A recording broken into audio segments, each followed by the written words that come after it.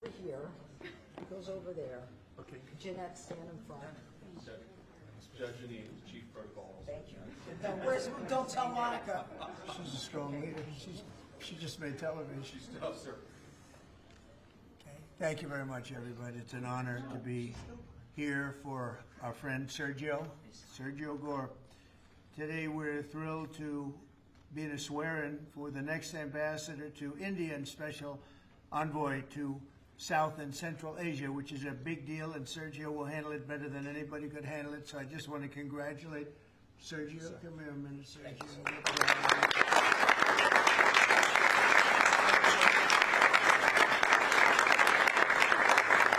So we are honored to be joined this afternoon by our great Vice President, J.D. Vance. Thank you, J.D. Secretary of State Marco Rubio. Thank you, Marco. Secretary Scott Bessent, who's doing a great job. Attorney General Pam Bondi. And U.S. Attorney Janine Pirro.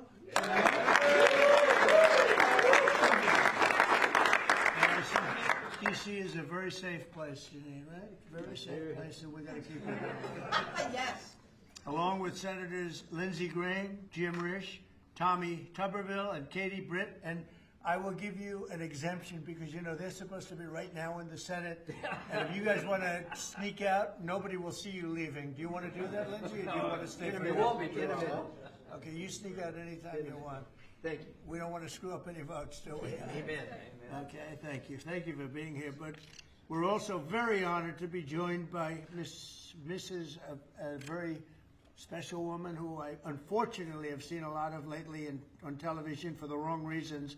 A woman who is great, who Charlie said is the greatest of anybody he knew, best friends and best everything, Erica Kirk. So thank you very much.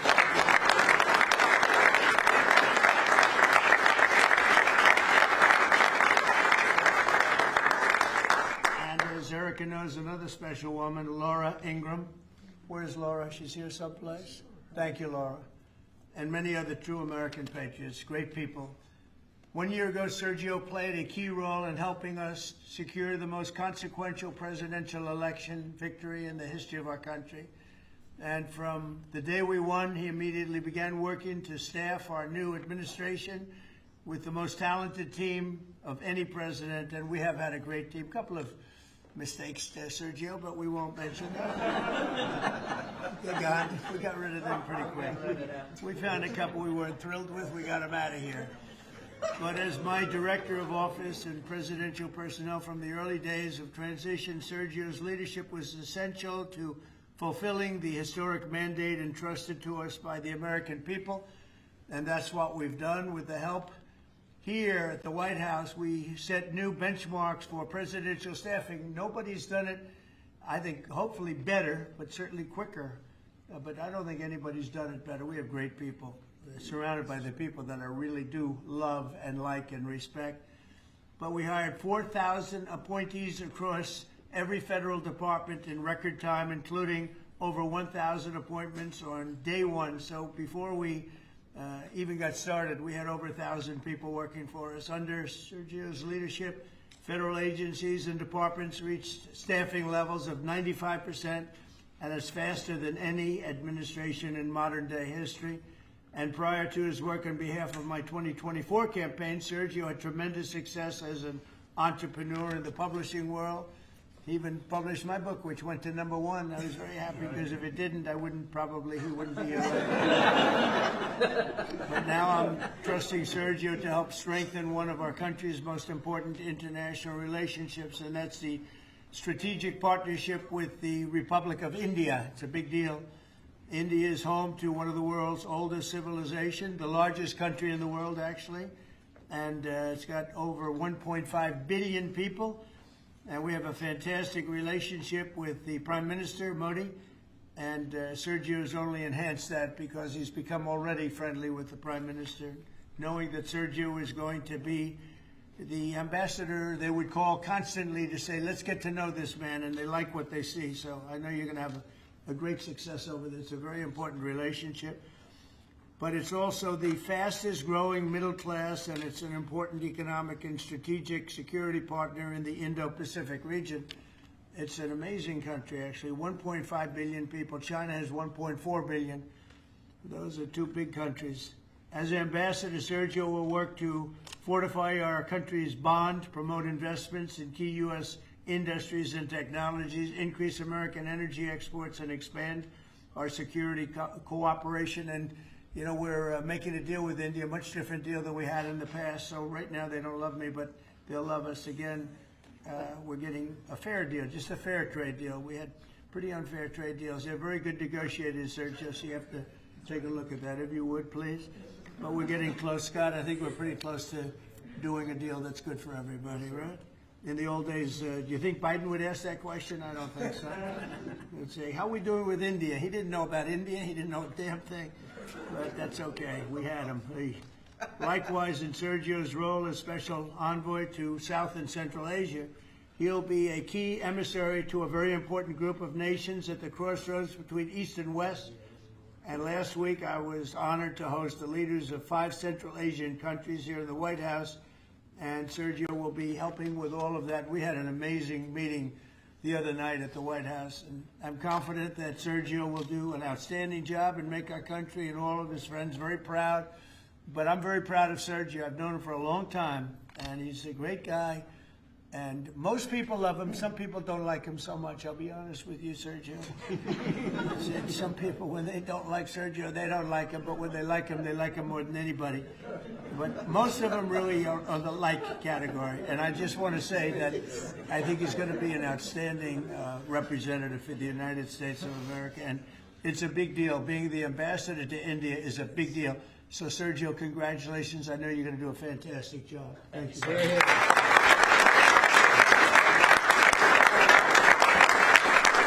Mr. Vice President, swearing.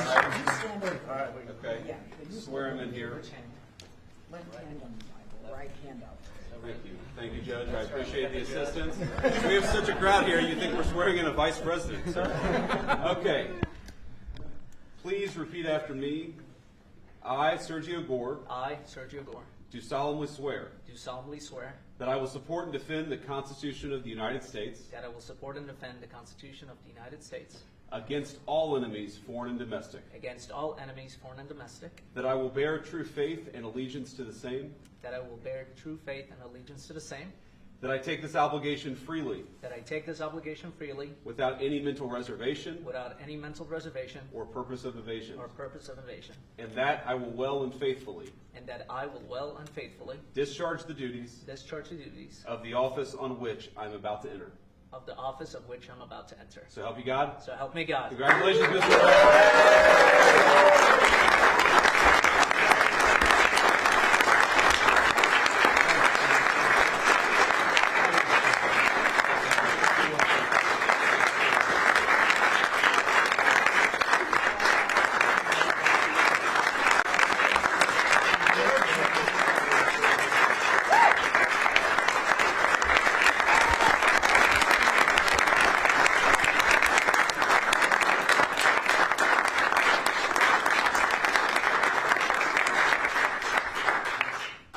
Mr. President, this is an honor of a lifetime. I want to thank first you, what you have done for this country before you came back in, the trouble that this country was facing. I mean, frankly, we were screwed.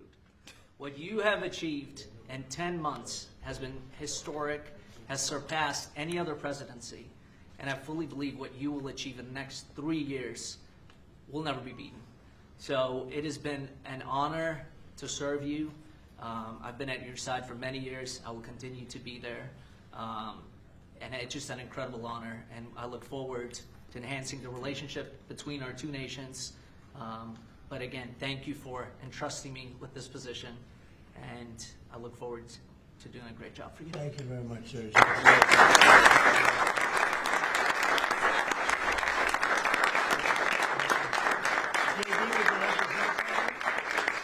Well, thank you, sir. First of all, congratulations, Sergio. You're going to be a great ambassador, a great representative to the country of India, which the President and I both love. As a lot of you know, Sergio was a critical piece of what made the first 10 months such a great success. Obviously, the president's leadership is the most important thing, but you can't do a whole lot unless you've got good people around you. And Sergio did as much as anybody to ensure that the White House was staffed with the very best people, people who were loyal to the president, loyal to the country, and loyal to the agenda that we're trying to implement. So thank you all for being here. I think it's a great testament to you, Sergio, that you got multiple cabinet secretaries, Erica Kirk, the President of the United States. This crowd would not turn out for just anybody, but it turned out for Sergio Gore. You're going to do a hell of a job, man. Congratulations.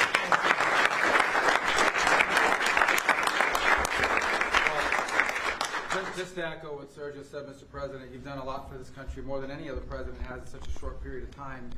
And part of that is putting together a phenomenal team. And I know Sergio was instrumental in helping you achieve that. And so we think he'll do a great job. This is a very impressive collection of people. There are almost 1.5 billion people in the Oval Office right now. but Sergio's going to do a phenomenal job. Those of us who've known him, so many of his friends that are here and family as well, that know how hard he works, 24 hours, 7 days a week. And that's what it takes to work in this administration, because of how much you're pushing our country forward around the world and here at home. And we know Sergio will do a great job. So congratulations, Sergio. You're going to do a phenomenal job. Thank you. Thank you. Janine, please. Well, I'm very proud to be here with Sergio, my friend, who's been my friend for many years. He is someone who is loyal, he is trustworthy, and he works as hard as anyone I know. And Mr. President, there is in this room a group of people who love you, who believe in you, and who are so proud to be in this Oval Office and to be part of this amazing day, because you have changed the course of America. You, and thank you, Sergio, for what you've done. God bless you both. Thank you.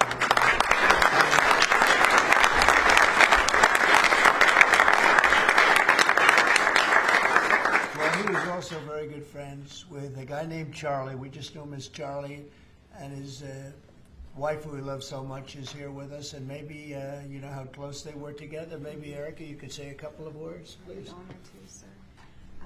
Charlie loved you. It's hard not to get emotional because I know that he would have been the first phone call when he found out that you were going to be taking this position. And the way that I was able to witness the two of you work together for years and to champion and support the president was absolutely humbling to witness. And I am so proud of you. And Charlie is going to be with you every single day. In spirit, and I will be praying for you every day, because I know that this is just the beginning of an incredible opportunity for you.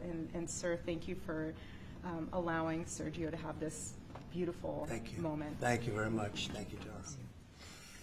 And that man's watching over us right now, right? Okay. Any questions? You mentioned senators that are here, Mr. President. Do you personally approve of the deal that's happening right now on Capitol Hill to end the government Well, it shutdown? depends what deal we're talking about, but if it's a deal I heard about, that's certainly, you know, they want to change the deal a little bit, but I would say so. I think based on everything I'm hearing, they haven't changed anything, and we have support from enough Democrats, and we're going to be opening up our country. It's too bad it was closed, but we'll be opening up our country very quickly. Mr. President, that deal does reverse the mass firings your administration put through during the shutdown. Did you sign off on that, and will you abide by that if this passes? Well, I will be. I'll abide by the deal. The deal is very good. We're not going to be giving $1.5 trillion to people that came in from jails and from, you know, the gangs and drug dealers and all of these others that they wanted to be given health care, which would have hurt our health care system. I hope that we're going to be able to have a health care where Lindsay and I were discussing it, Jim and I were discussing it, and Katie, we discussed it. We want a health care system where we pay the money to the people instead of the insurance companies. And I tell you, we're going to be working on that very hard over the next short period of time, where the people get the money. We're talking about trillions and trillions of dollars where the people get the money. Yes, please. The Syria president, sir, could you update us on your meeting? Did you come to any agreements? Say it. With the leader of Syria you had earlier, did you come to any agreements today? Well, I've had an agreement with him. He's a very strong leader. He comes from a very tough place, and he's a tough guy.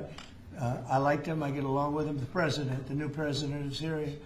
And we'll do everything we can to make Syria successful, because that's part of the Middle East. We have peace now in the Middle East, first time that anyone can remember that ever happening. And,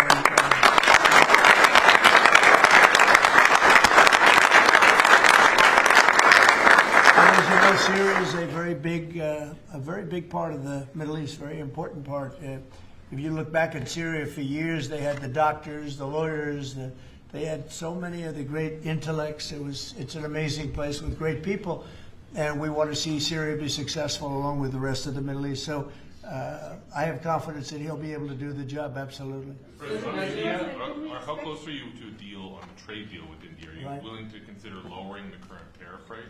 Well, right now the tariffs are very high on India because of the Russian oil, and they've stopped doing the Russian oil. It's been reduced very substantially. Yeah, we're going to be bringing the tariffs down. What kind of level are we talking about here? I mean, How at close some are point, no, at some point we're going to be bringing them down. Without tariffs, this country would be in such trouble, as they were for many years. That's why we owe $38 trillion. And one of the things we're going to do, we're going to issue a dividend to our middle income people and lower income people of about $2,000. And we're going to use the remaining tariffs to lower our debt. We're going to be lowering our debt, which is a national security thing. So we're doing a lot of good work. And the numbers were reported so incorrectly. The real numbers are trillions of dollars have been taken in or gotten in terms of investment from the tariffs. And so if that were ever reversed, it would be a disaster. Frankly, it would be a national security problem for our country.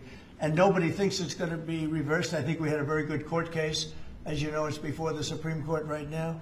But if that were ever reversed, people are saying, oh, it's $1 billion. Some people said, oh, it's $2 billion. Well, that obviously we can handle very easily. But this is trillions of dollars we're talking about in terms of the tariff income and all the investment income that's come into our country. We have more than, I would say right now, more than $18 trillion. The biggest number ever is a tiny fraction of that for any country. China, the United States, the biggest number ever. If you look at the past administration, Biden, he did less than $1 trillion in 4 years. We're over $18 trillion. By the time my first year ends, we're going to have over $20 trillion of investment coming into the United States. It's unheard of. We have AI factories. We're leading China by a lot. We have cars and car plants coming in by more than we've ever had built before. All of that would go away if we lose the tariff case. So all of it would go away. So they're not giving the right numbers. It would be an economic disaster. It would be a national security disaster if we lost the case in the Supreme Court. Can we expect that tariff Yes. rebate? This is an idea that you've been talking about for months. This is going to directly and positively impact millions of Americans. Why was this important for you to do, and when can Americans expect that rebate? So I've been talking about it for a long time, the dividend to people that, have suffered under the Biden administration. So Biden had the highest inflation in history, and we now are at a very low point. We're going to be hitting 1.5% pretty soon. So we're at a low point, and he was a high point. We did that. Food prices are way down. It's all coming down. And the biggest decrease, of course, is energy. And, as goes energy, goes everything else. Because when energy comes down, the oil, the electric, I think you're going to see $2 gasoline or something very close to that. In fact, we're already in the twos. But I think you're going to be seeing very soon $2 gasoline. That's like the equivalent of a massive tax cut. But in addition to that, the great big beautiful bill gives you a very, very big tax cut. And then you have no tax on tips, no tax on Social Security, and no tax on overtime for the middle income and for even, frankly, anybody. But you have no tax, and the no tax on tips has turned out to be a tremendous thing. But when you think no tax on tips, no tax on overtime, and no tax on Social Security for our seniors, it's the great big beautiful bill, which has been mischaracterized. But now people they don't want to talk about it because it's so good, the enemy, because it's so good for everybody. It's the greatest piece of legislation ever passed in the history of our country in terms of size. And hence they call it the big beautiful bill, or the one big beautiful. I call it the great big beautiful bill. It's an amazing bill for the middle class. It's an amazing bill for jobs. We've never passed anything like it. And in my first administration, so we had the greatest economy. Everything was good, but we're really outdoing it this time because we have investments coming in largely because of tariffs, and I think because of November 5th, the election result. But we have investments coming in like we've never had before. The deal in the shutdown, Mr. President, includes a vote. Please, behind you, Caitlin, behind you. Thank you, Caitlin. On Syria, can we expect an announcement on a pact between Syria and Israel, or an announcement on them joining the anti-ISIS Yeah, you can coalition? expect some announcements on Syria. We want to see Syria become a country that's very successful, and I think this leader can do it. I really do. I think this leader can do it. And people said he's had a rough past. We've all had rough pasts. But he has had a rough past, and I think, frankly, if you didn't have a rough past, you wouldn't have a chance. He gets along very well with Turkey, with President Erdogan, who's a great leader. Erdogan's a great leader, and very much in favor of what's happening in Syria. We have to make Syria work. Syria is a big part of the Middle East, and I will tell you, I think it is working and really well. We're working also with Israel on, getting along with Syria, getting along with everybody, and that's working amazingly. As you know, Hamas has given us back numerous bodies. It sounds pretty gruesome, but it's something the parents want more than if their son had been living. Hard to believe. I've seen all of the parents, so many of the parents, and getting back the body of their son, their dead son, is as vital to them, as important to them, as if the boy was generally the boy was alive. And as you know, over the last 4 or 5 days, we've gotten a lot of the additional bodies that they said they were going to. They've worked very hard to do that. So we have peace in the Middle East. It's a great thing, and nobody's ever seen anything quite like it.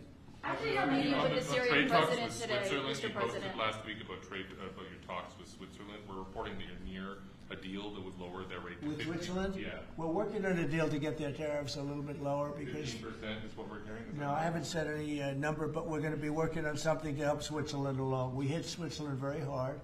We want Switzerland to remain successful, and we're a part of Switzerland in the sense that they've been a very good ally. Yeah, we're working on them and some others, and we're working on others to increase them a little bit too. How close is it with Switzerland? Switzerland, what, do you have something to do with No, Switzerland? I'm just curious. He wants to buy a watch. He wants to buy a watch. He wants to buy a nice watch. He's a cheese. He wants to buy a nice Rolex. Right? We'll give Rolex some publicity. Because Rolex has been, they've been very nice, Now, look, it's a beautiful country. It's a small country, but economically very big. So we're working on something. After a Caitlin? meeting with the Syrian president earlier today, Marjorie Taylor Greene, who is a big ally of yours, said that she would rather see you focused on nonstop domestic policy meetings here at the White House instead of nonstop foreign policy meetings. What's your response to her saying that, and also saying that grocery prices are up and not down, as you've said? Yeah, so I don't know what happened to Marjorie. She's a nice woman, but I don't know what happened. She's lost her way, I think. But I have to view the presidency as a worldwide situation, not locally. I mean, we could have a world that's on fire where wars come to our shores very easily if you had a bad president. We had a horrible president, and we ended up with Russia, Ukraine, and we ended up with other disasters, too. Don't forget, I put out 8 wars, 9 to come. I think I'll get the other one taken care of. But I put out 8 wars. And look at the damage that Russia, Ukraine has done to us as a country. I mean, we spent $350 billion. We're not spending any money anymore. Now they pay us through NATO. I got NATO to go from 2% to 5%. Well, that's very important. When you're president, you really sort of have to watch over the world because you're going to be dragged into it. Otherwise, you're going to be dragged into a world war. I think if I weren't president, first of all, that war would have never happened if I was president. And if I weren't president, that war could have led to World War III. It won't. It's not going to anymore. But when I first got in, I said, wow, this situation could lead to World War III. And I got NATO together. I got everybody together. But with all of that, I passed a great, big, beautiful bill, which is the biggest tax cuts in the history of our country. So when somebody like Marjorie Taylor Greene, who's now catering to the other side, I don't know what, I guess she's, got some kind of an act going, but I'm surprised at her. But when somebody like Marjorie goes over and starts making statements like that, it shows she doesn't know. I don't devote a lot of my time. Let me give you another example. China.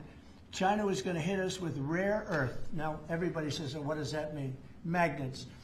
If China refused to give magnets, because they have a monopoly on magnets, because they were allowed to happen over a 32-year period, there wouldn't be a car made in the entire world. There wouldn't be a radio. There wouldn't be a television. There wouldn't be internet. There wouldn't be anything because magnets are such a part. Now, nobody knows what magnets are, and not overly sophisticated, but to build a magnet system would take 2 years.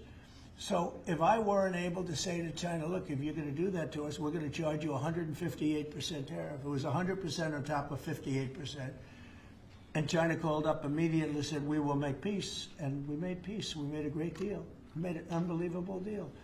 China's paying tariffs to the United States, not the United States paying tariffs to China, which has always been the way it was. Nobody can believe these deals. But so when somebody makes a statement about he's devoting time to the world, well, the world is the United States, because if the world's in trouble or if the world is ripping us off, you know, the world was ripping us off before I came here. Europe was getting massive tariffs. They were sending us 9-10 million cars a year. We were sending them none. They were not taking our agriculture. We were taking massive amounts of their. It was so unfair. Now we have a deal where $950 billion is coming into the United States because of me and because of tariffs. So if I don't do all these things, our country is doing very poorly. So, you know, it's easy to say, oh, don't worry about the world. But the world is turning out to be our biggest customer. The world was on fire. And we could have been in that fire very easily if you didn't have a president that knew what he was doing. Can you guarantee to Americans that travel is going to go back to normal once the government all the air It'll travel go better delays, than normal. that You know when- why? When the government reopens. Yeah, that sure. this It'll be will- much better than normal because we're buying the most sophisticated avionics and, you know, technology for our control towers. And we didn't have that. We had a guy named Buttigieg. Edge, they say is the best way. Just say two edges, like off the edge of a cliff, which is where they were taking us, by the way. Buttigieg was the Secretary of Transportation, and he spent billions of dollars trying to patch together our air traffic control system, which was a conglomeration of all different systems in all different cities. They had hundreds of companies working on it, and they were spending billions of dollars.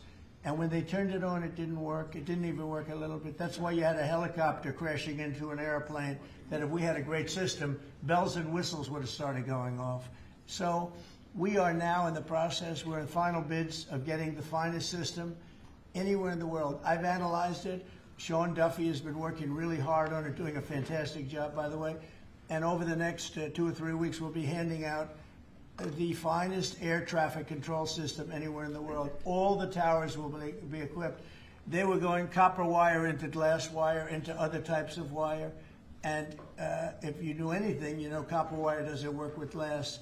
You know glass doesn't work with other substances. And they spent billions of dollars, and when they turned it on, nothing happened. Okay? We're getting the most sophisticated, all brand new. Every control tower will have the same exact system. It'll be the most sophisticated system by far in the world. And what we've done is we've looked around other countries and we've taken the absolute best systems in every different form, because there are different. You have lots of different companies like IBM and Raytheon and a lot of great companies. They're all bidding, and we're going to pick the best one, and it'll get built relatively quickly. And we are going to have the greatest air traffic control system anywhere in the world. Thank you very much, everyone. Air traffic control. Thank you.